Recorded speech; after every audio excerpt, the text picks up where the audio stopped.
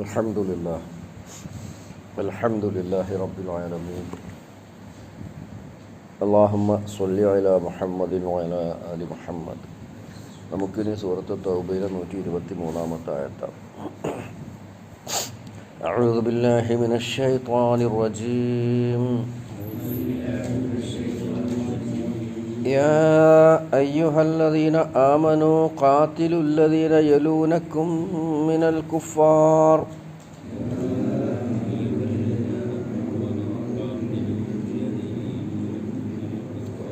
وليجدوا فيكم غلة واعلموا أن الله مع المتقين.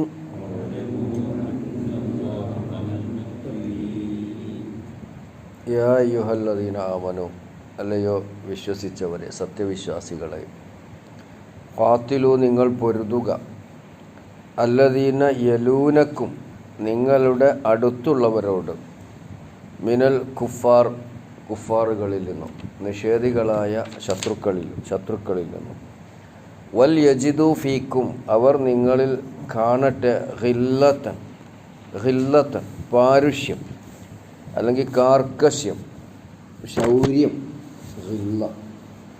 വഅലമു, നിങ്ങൾ അറിയണം, അന്നല്ലാഹ മഅൽ മുത്തഖീൻ, അല്ലാഹു ദൈവഭക്തി ഉള്ളവരുടെ കൂടെയാണ്. ഒന്നുകൂടെ അർത്ഥം പറയാം. യാ അയ്യുഹല്ലദീന ആമനു, അല്ലയോ വിശ്വസിച്ചവരെ, ഖാത്തിലു, നിങ്ങൾ പൊരുതുക, നിങ്ങൾ പോരാടുക, അല്ലദീന, ഒരു കൂട്ടരോട്, യലൂനക്കും, വലാ എലിയൻ, അടുത്തുള്ളവരുടെ, യലൂനക്കും, അവർ നിങ്ങളുടെ അടുത്താണ്, മിനൽ കുഫാരി, നിഷേധികളിൽ നിന്നും, വൽ യജിദു ഫീക്കും ഖില്ല, വൽ യജിദു, അവർ കാണട്ടെ, ഫീക്കും, നിങ്ങളിൽ, ഖില്ലത്തൻ, പാരുഷ്യം അല്ലെങ്കിൽ കാർക്കശ്യം, ശക്തി, ശൗര്യം എന്നൊക്കെ അർത്ഥം പറയാൻ പറ്റിയ വാക്കാണ് ഖില്ല. വഅലമു, ഖലീൽ എന്നൊക്കെ ഇന്നുണ്ടായതല്ലേ. വഅലമു, നിങ്ങൾ മനസ്സിലാക്കണം, അന്നല്ലാഹ, തീർച്ചയായും അല്ലാഹു മഅൽ മുത്തഖീൻ, മുത്തഖീങ്ങളുടെ കൂടെയാണ്. സൂറയുടെ തുടക്കം നമ്മുടെ മനസ്സിലുണ്ടാകും. നബി സല്ലല്ലാഹു അലൈഹി വസല്ലമയുടെ നേതൃത്വത്തിൽ ഇസ്ലാമികമായ ഒരു ക്രമം രൂപപ്പെട്ടു വരുമ്പോൾ അതിൻ്റെ അകത്തു നിന്ന് അതിനെ ത്വരംഗം വെച്ച് തകർക്കാൻ നേതൃത്വം നൽകുന്ന നബി സല്ലല്ലാഹു അലൈഹി വസല്ലമയെ പരമാവധി ഉപദ്രവിക്കുവാനും കഴിയുമെങ്കിൽ കൊല്ലാനുമൊക്കെ ശ്രമിക്കുന്നവരാണ് മുനാഫിക്കുകൾ, ജൂതന്മാർ, കുഫാറുകൾ. നമ്മൾ പറഞ്ഞിട്ടുണ്ട്, കാഫിർ എന്നുള്ളതിൻ്റെ ബഹുവചനമാണ് കാഫിറൂന എന്നുള്ളതും കുഫാർ എന്നുള്ളതും. പക്ഷെ ബഹുവചനം പ്രയോഗിക്കുമ്പോൾ അതിന് രണ്ടർത്ഥമുണ്ട്. കാഫിറൂന പറഞ്ഞാൽ നിഷേധികൾ, കുഫാർ പറഞ്ഞാലും അതന്നെ, രണ്ടും കാഫിർ എന്ന വാക്കിൻ്റെ ബഹുവചനമാണ്. പക്ഷെ കുഫാർ എന്ന് പറയുമ്പോൾ അതിൽ നിഷേധം മാത്രമല്ല, വിശ്വസിച്ചവരോടുള്ള ശത്രുതയും കൂടി ഉൾക്കൊള്ളുന്ന ആൾക്കാർ. അങ്ങനെ ഉണ്ടാവുമല്ലോ.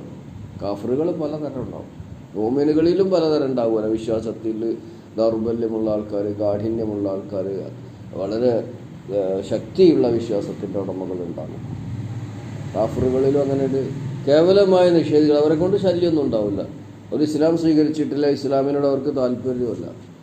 എന്നാൽ ഇസ്ലാം സ്വീകരിച്ചിട്ടില്ലെന്ന്, ഇസ്ലാമിനെ അംഗീകരിക്കുന്നില്ലെന്ന് മാത്രമല്ല, ഇസ്ലാമിനെ അംഗീകരിക്കുന്നവരോട് കടുത്ത പക വെച്ച് പുലർത്തുകയും സാധ്യമാകുന്ന വിധത്തിലൊക്കെ ഉപദ്രവിക്കുകയും ദേഹോപദ്രവമേൽപ്പിക്കുകയും ഒക്കെ ചെയ്യുന്ന ആൾക്കാരുണ്ട്. ഇവിടെ മദീനയിൽ ഇപ്പോൾ സംഭവിച്ചു കൊണ്ടിരിക്കുന്നത് അതാണ്. അവരുടെ കൂടെ ഇസ്ലാമിനെ ഉപദ്രവിച്ചു കൊണ്ടിരിക്കുന്ന കുഫാറുകൾ, ശത്രുതയുള്ള നിഷേധികൾ, അവരുടെ കൂടെ പിന്നെ മുനാഫിക്കീങ്ങളുണ്ട്. മുനാഫിക്കീങ്ങളും ആ ഗണത്തിൽ വരുന്നവരാണ്, കുഫാറുകളുടെ കൂട്ടത്തിൽ വരുന്നവരാണ്. നിഷേധമാണ്, അതിൻ്റെ കൂടെ കടുത്ത ശത്രുതയുമാണ്. ഇങ്ങനെയുള്ള ആൾക്കാർ ചിലപ്പോൾ അയൽവക്കക്കാരന്നെ ഉണ്ടാവും, ചിലപ്പോൾ കുടുംബക്കാരന്നെ ഉണ്ടാവും, ചിലപ്പോൾ നാട്ടുകാരുണ്ടാവും. ആ ഗ്രാമത്തിൽ താമസിക്കുന്നവർ, അവരാണ് അല്ലദീന യലൂനക്കും എന്ന് പറഞ്ഞാൽ നിങ്ങളുടെ അടുത്തുള്ള. അത് ചിലപ്പോൾ രാജ്യമാകാം, കുടുംബമാകാം, അയൽപ്പക്കമാകാം, നമ്മുടെ ഇടപഴകലുമായി ബന്ധപ്പെട്ടു.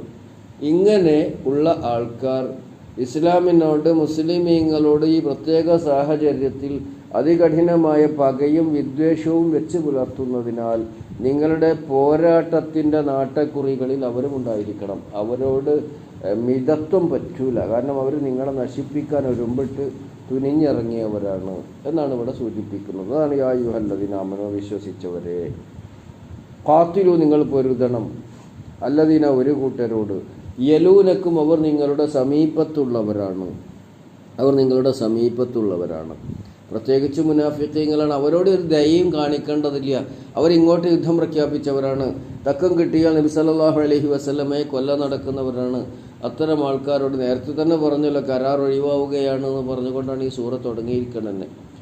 അപ്പോൾ ഇസ്ലാമികമായി രൂപപ്പെട്ടു വരുന്ന ഒരു അന്തരീക്ഷത്തിൽ അതിനെ തകർക്കാൻ ശ്രമിക്കുന്ന ആഭ്യന്തര ശത്രുക്കളുമായി യാതൊരു വിധത്തിലുള്ള രാജിയും ആകേണ്ടതില്ല. അവർ നിങ്ങളുടെ ശത്രുക്കളാണ്. അവർ നിങ്ങളോട് ശത്രുത പുലർത്തുന്നവരാണ്.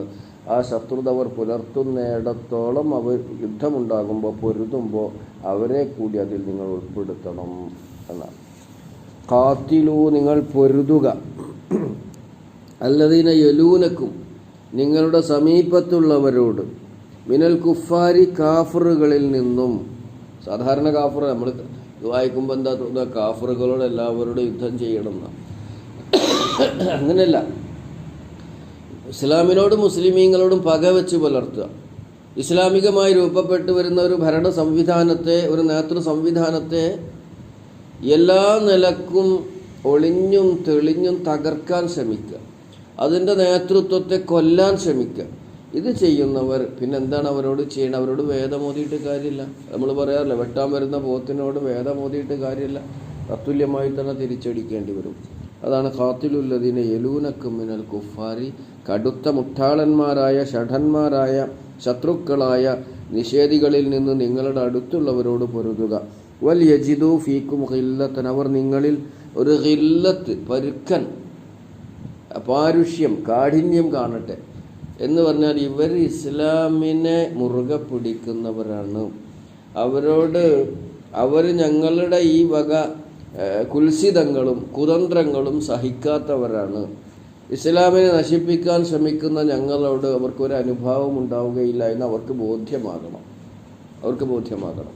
അതാണ് വൽ യജിദു ഫീക്കും ഖില്ലത്തൻ. ഖില്ലത്തൻ എന്ന് പറഞ്ഞാൽ കാഠിന്യം എന്നോ പാരുഷ്യം എന്നോ കാർക്കശ്യം എന്നോ ശക്തി എന്നോ ഒക്കെ അതിനർത്ഥം പറയാം. വഅലമു നിങ്ങൾ മനസ്സിലാക്കുക, അന്നല്ലാഹ മഅൽ മുത്തഖീൻ, അള്ളാഹു ദൈവഭക്തരുടെ കൂടെയാണുണ്ടാവും. ദൈവഭക്തി ഉള്ളവരുടെ ബാധ്യതയാണ് ഇസ്ലാമിനോടും മുസ്ലിമീങ്ങളോടും ശത്രുത പരസ്യമായി പ്രഖ്യാപിച്ചുകൊണ്ട് അവരെ ഉപദ്രവിച്ചുകൊണ്ടും അവരെ ശല്യപ്പെടുത്തിക്കൊണ്ടും കായികമായി നേരിട്ടുകൊണ്ടും അവരെ ഉന്മൂലനം ചെയ്യാൻ കിട്ടുന്ന അവസരങ്ങളൊക്കെയും ഉപയോഗപ്പെടുത്തുകയും ചെയ്യുന്നവരോട് തിരിച്ചും അതേ നിലപാടിനെ കഴിയുകയുള്ളൂ. അവരോട് ഒരനുഭാവം ഉണ്ടാകാൻ പാടില്ല എന്നാണ് ഉണർത്തിയിട്ടുള്ളത്. കാര്യം മനസ്സിലായിട്ടുണ്ടാവുമെന്ന് എനിക്ക് തോന്നുന്നത്. ഞാൻ വേഗത്തിൽ ഒന്നും കൂടെ അർത്ഥം പറഞ്ഞ് അവസാനിപ്പിക്കാം. സമയം ഉണ്ടാകുമ്പോൾ നിങ്ങൾ 73-ാമത്തെ ആയത്ത് ഒന്നെടുത്ത് പരിശോധിച്ച് നോക്കുകൊണ്ട് അതിൽ പറയുന്നുണ്ട് കാര്യങ്ങളൊക്കെ. യാ അയ്യുഹല്ലദീന ആമനു, അല്ലയോ വിശ്വസിച്ചവരെ, ഖാത്തിലു, ഖാത്തലാന യുദ്ധം ചെയ്യാന്നാണ്, നിങ്ങൾ പൊരുതുക, അല്ലദീന യലൂനക്കും മിനൽ കുഫാരി, കാഫറുകളിൽ നിന്ന് നിങ്ങളുടെ അടുത്തുള്ളവരോട്. അഥവാ തക്കം കിട്ടുമ്പോൾ നിങ്ങളെ ആക്രമിക്കാൻ ഒരുമ്പെട്ട് നിൽക്കുന്ന അകത്ത ശത്രുക്കളായിട്ടുള്ള ആൾക്കാർ. അവർ നിങ്ങളുടെ രാജ്യക്കാരാവാം, ചിലപ്പോൾ നിങ്ങളുടെ കുടുംബക്കാരാവാം, നിങ്ങളുടെ അയൽപ്പക്കക്കാരാവാം. അവരത്തരത്തിലുള്ള ഒരു നിലപാട്, ഇതൊക്കെ ഇസ്ലാമിക നേതൃത്വത്തോടുള്ള കൽപ്പനയാണെന്ന് കൂടി നമ്മൾ തിരിച്ചറിയണം. എനിക്ക് എൻ്റെ അയൽപ്പക്കത്ത് ഒരു ശത്രു ഉണ്ടെങ്കിൽ അവനെ കായികമായി നേരിടാൻ എന്നെ ഉപദ്രവിക്കാത്തയിടത്തോളം കാലം എനിക്ക് സാധ്യമല്ല.